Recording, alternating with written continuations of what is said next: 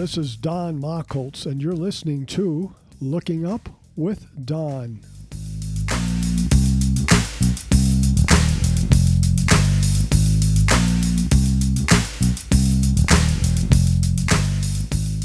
This is the Looking Up with Don podcast, episode number 90 for the week of September 22nd, 2021. The related website for this podcast is donmockholtz.com. That is spelled DONMACHHOLZ.com, 2 H's. What's up in the sky this week? As our week begins on Wednesday, September 22nd, the moon is 97% full and has just passed full phase. It is up and bright all night. By Tuesday, September 28th, the moon will be in our morning sky, rising about midnight and about half full, with third quarter phase being shortly after midnight that night, universal time. The planet Venus is bright in our evening sky. As it appears to pull away from the sun, it's also moving south along the ecliptic. You might not notice this, but it is slowly getting brighter. And where is the planet Mars? A year ago, it was big news in the sky, approaching opposition, big and bright and up all night. It is now deep in our evening twilight, moving behind the sun, and it will do that on October 8th. Actually, it doesn't go directly behind the sun, but passes a half a degree north of the sun. Coincidentally, on that same day, October 8th, the tiny planet Mercury passes 2 degrees south of the sun, not on the far side, but on the near side. So Mars has a superior conjunction, while Mercury has an inferior conjunction. Now, here's a riddle. Can there be a day that is both the first day of autumn and the first day of spring? Think about that for a minute. Okay, time's up. This Wednesday, September 22nd, is the first day of autumn in the northern hemisphere and the first day of spring in the southern hemisphere. The sun crosses the equator headed south. On that day, the sun rises approximately due east and sets approximately due west. I say approximately because due to refraction, you actually see the sun before it rises. And you also see it after it sets by a couple of minutes. And your horizon may not be at 0 degrees as hills, trees, and houses get in the way. The right ascension of the sun on September 22nd is 12 hours. It changes by about 2 hours of right ascension each month. I'm a bit behind in reading my astronomy magazines. I just read that there will be a total solar eclipse on August 21st, 2017. Did I miss it? Will you be able to see the International Space Station this week, which for our purposes begins Wednesday, September 22nd through Tuesday, September 28th? It depends upon where you are located. This week we have 4 zones. All you need to know is your latitude. North of 63 degrees north, you will not see it at all. Between 36 and 63 degrees north, the ISS will be in your evening sky for the whole week, and on some nights you can see it twice. Between 17 degrees south and 36 degrees north, the ISS will not be visible at all this week. And between 55 degrees south and 17 degrees south, the International Space Station will be in your morning sky. Towards the southern part of this area, 50 degrees south and south of that, it will be in your sky for only the second part of the week. In the north part of this area, 17 to minus 30 degrees latitude, the ISS will be in your morning sky for only the first part of the week. To determine where it will be in your sky, go to the website heavens-above.com and enter your location, then click on ISS. You can also use the website heavens-above.com to find the location of other satellites and comets and the planets. Astronomy can be divided into two camps: observational astronomy and theoretical astronomy. Observational astronomy is visually observing or imaging the heavens. We do that all the time. This podcast and most of my life have been about observational astronomy. Theoretical astronomy is putting together the theories and measurements to build a model of the universe. We don't do much of that here. One works at night, the other works during the day. Most of us are observational astronomers. However, I suggest that from time to time you take in an astronomy lecture, article, or book about theoretical astronomy, at least to be aware of the current hypothesis of how everything fits together. When I have attended astronomy conventions or local astronomy club meetings, either in person or on Zoom, I have learned a lot about theoretical astronomy by listening to lectures. But I want to talk about observational astronomy for a few minutes. I read social media. I visit Facebook once a week when I upload this podcast, and Twitter almost every night before I go to sleep. I see lots of amateur astronomers posting some very good images of galaxies, clusters, nebula, comets, and planets. These are images they took with their backyard telescopes. 50 years ago, and until around the year 2000, amateur astronomers used photographic film to image the sky. Results were fair to good, and as the years went by, amateur astronomers got better and better at astrophotography. Films became more sensitive, and they also learned how to make existing films more sensitive to light. Guiding the telescope became automated, so a photographer did not need to sit at the eyepiece and correct the tracking. I did some astrophotography in the 1970s. Usually it was either a camera on a tripod pointed at the sky, or piggyback on my telescope, not shooting through it, but using the telescope to track the camera with stars. I also took photos of the moon and sometimes the planets with a camera on a tripod set up on the ground and pointed through the eyepiece of the telescope. I do have a set of about 80 color slides, each showing a part of the sky, and altogether showing the whole sky. These were taken on a camera tripod, short exposures of about 20 to 30 seconds. This was a project I did back in the 1970s, and it took me about a year.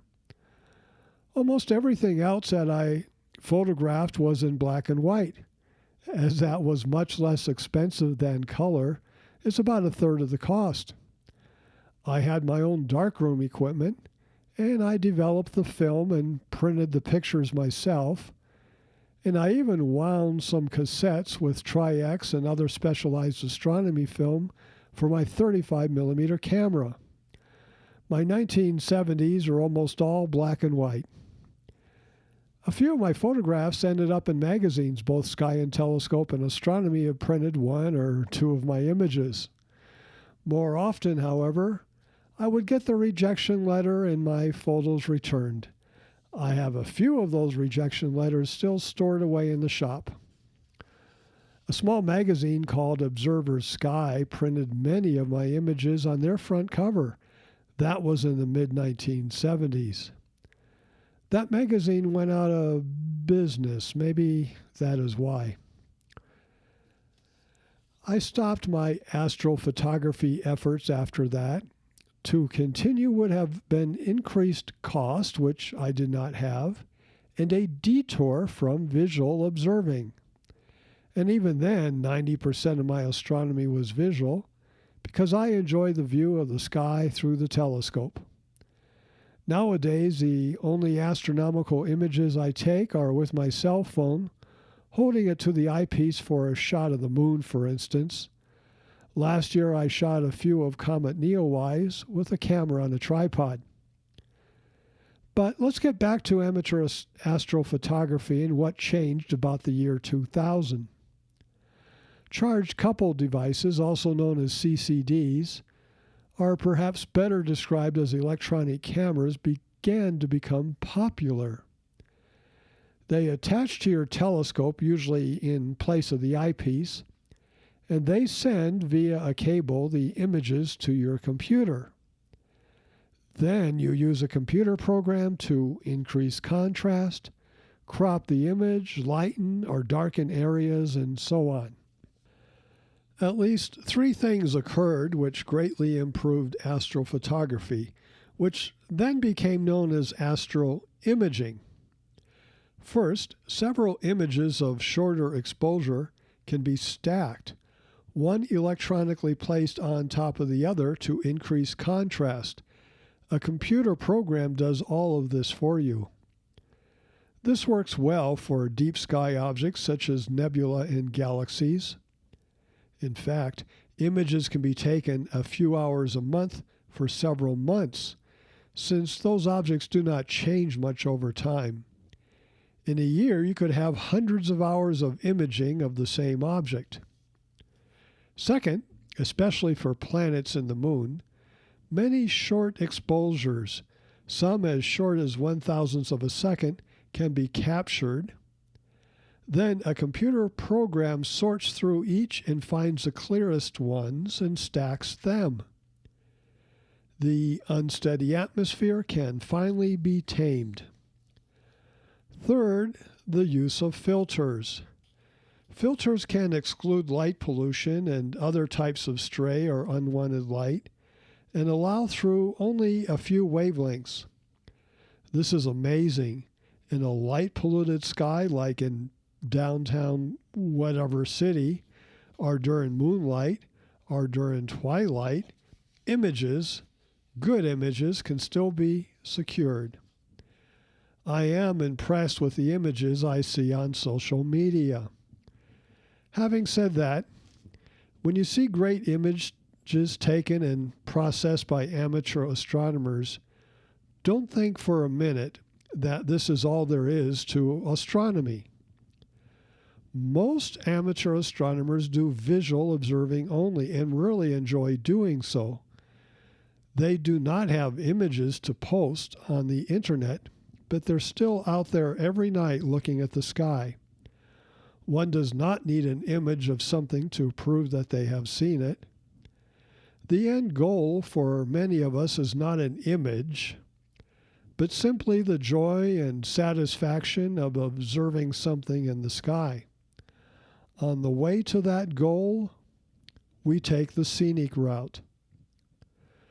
With the moon leaving the evening sky this week, we can get back to observing some comets.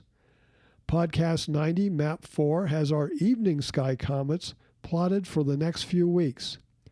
They are generally magnitude 10 to 11. You can also get the positions for these and other comets from the website heavens-above.com. Click on Comets. This week, we will find and observe some objects in our evening southern sky. They are the last 4 objects in order that we search for in the late March Messier Marathon. They are globular clusters M2, M72, M30, and a small group of stars known as M73. They are plotted on Podcast 90, Map 4.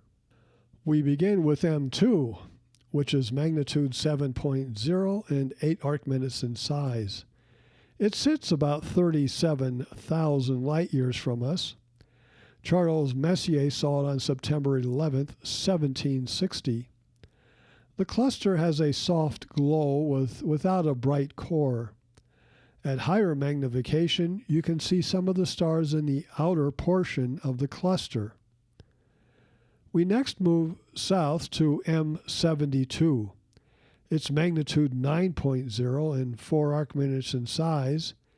This globular cluster is twice the distance of M2. I've always found it to be diffuse, not standing out very well against the background. This cluster is best seen in large aperture and at high magnification. M73 is a star asterism made up of 4 stars. Now, Charles Messier thought he saw some nebulosity involved, but there is none. To find it from M72, go 1/10 of a degree south and 1.3 degrees east to get to M73. The magnitude is 9.2 and it's 2 arc-minutes in size, made up again of 4 stars. Our final object is M30. It's a globular cluster. Magnitude 8.1 and it's 4 arc-minutes in size. It does stand out against the background. However, during the late March Messier Marathon, it can be challenging as it is seen near the horizon and in twilight. There is a star of 5.5 magnitude, 1/2 degree east of it. This helps in finding it in twilight. At high magnification, the outer stars resolve well. To recap the podcast, what's up this coming week? The first day of autumn is this week in the Northern Hemisphere and the first day of spring in the Southern Hemisphere. Go out and look at Venus, Jupiter, and Saturn and see some globular clusters in our evening sky. You have been listening to Looking Up with Don, podcast episode number 90 for September 22nd, 2021. I'm Don Mockles. Once again, the related website for this podcast is donmacholz.com. That is spelled DONMACHHOLZ.com, 2 H's. You can contact me at dontheastronomer@gmail.com. Once again, that's dontheastronomer@gmail.com. God willing and pod willing, I'll be back next week for another episode of Looking Up with Don. We will discuss what's up in the sky. I'll talk about the moons of Jupiter and Saturn. And we'll look at some morning sky comets and evening sky deep sky objects. All that and more. Thank you for listening. See the sky this week. I'll see you next week.